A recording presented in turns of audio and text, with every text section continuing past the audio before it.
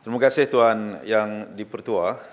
Pertamanya saya ingin merakamkan ucapan terima kasih kepada semua ahli-ahli yang berhormat yang telah menyampaikan pandangan, soalan dan buah fikiran yang semuanya saya hargai dan saya menganggap ianya setiap patah perkataan yang diterbitkan dan dilahirkan itu adalah penting yang perlu kita mengambil berat.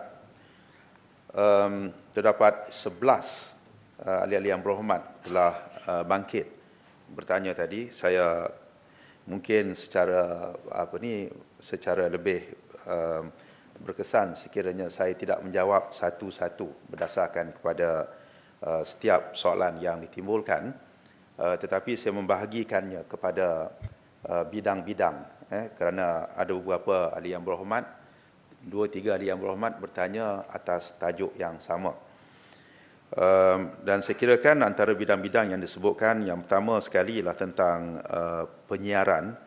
Ini termasuk dasar RTM bernama Astro.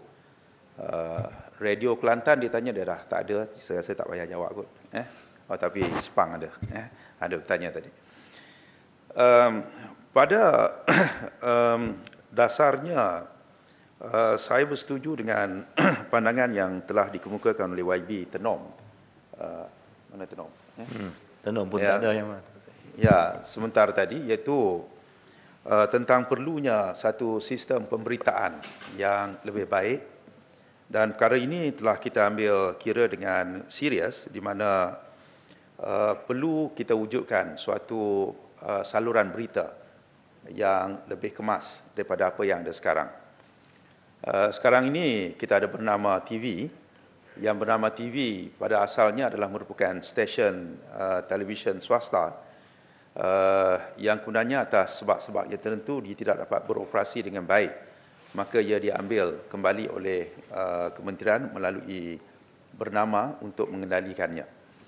Dan kita sedar bahawa bernama TV juga mempunyai beberapa yang dikatakan kelemahan tertentu dalam cara yang mengendalikan sebuah stesen berita, kerana sebuah stesen berita yang baik ianya berasaskan pada sebaik-baiknya berita itu mestilah terkini, berita itu mesti balance, berita itu mesti bersifat kalau boleh real time, perlukan banyak dengan izin breaking news dan sebagainya. Semua ini memerlukan banyak perkara. Pertamanya kepakaran, yang keduanya perbelanjaan. Dan bernama TV juga mempunyai hak yang tersendiri dalam soal-soal yang begini. Sebab itu pihak kementerian ada merancang.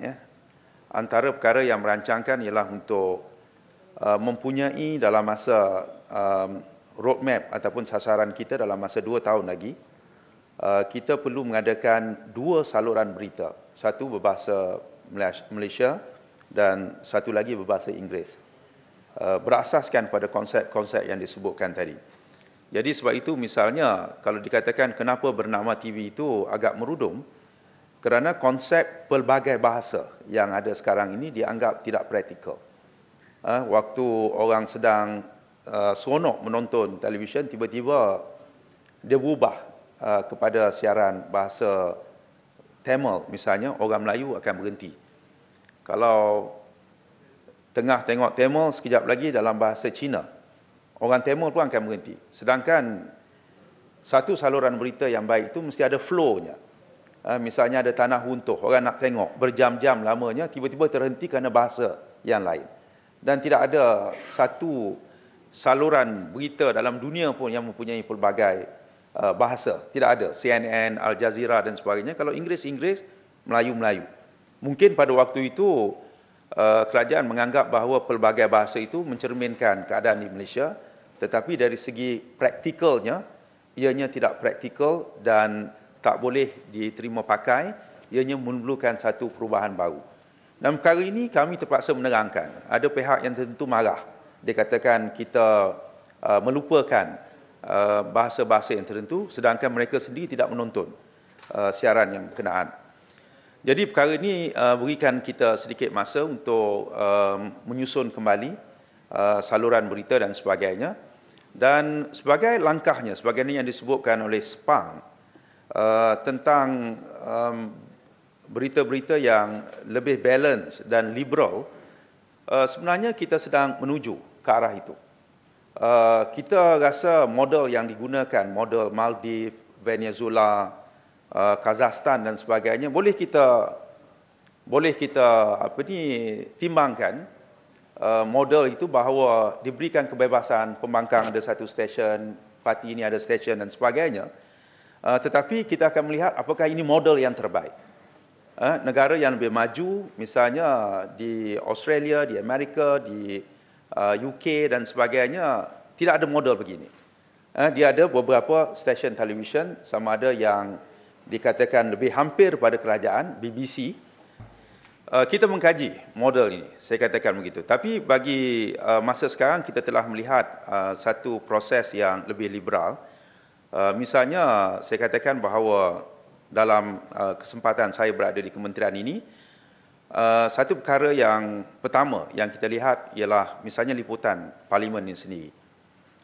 Dahulunya kalau tanya Yang Berhormat Ketua Pembangkang, dia pun tak terfikir untuk meliberalkan sehingga Yang Berhormat bercakap boleh keluar live. Dan sekarang ni boleh kita tonton live melalui IPTV, RTM parlimen, RTM parlimen boleh kita lihat.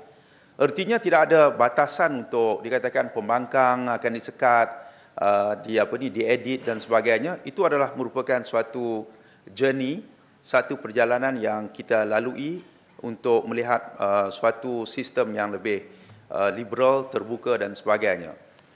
Sebagai contohnya, Bernama TV sendiri, saya sudah mengarahkan. Mereka menulis surat kepada parti-parti politik, termasuk parti politik pembangkang. Kerana RTM mungkin suka kerana ada limitation dari segi time.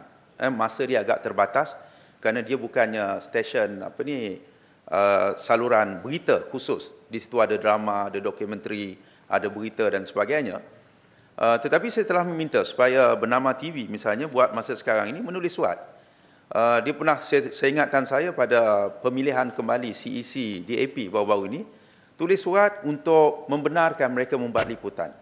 Saya tak ingat apakah surat yang sama ditulis sewaktu Muktamar PAS. Dan bagi saya tidak ada halangan untuk dia menyiarkan ucapan seluruh ucapan Presiden PAS waktu muktamar dan sebagainya.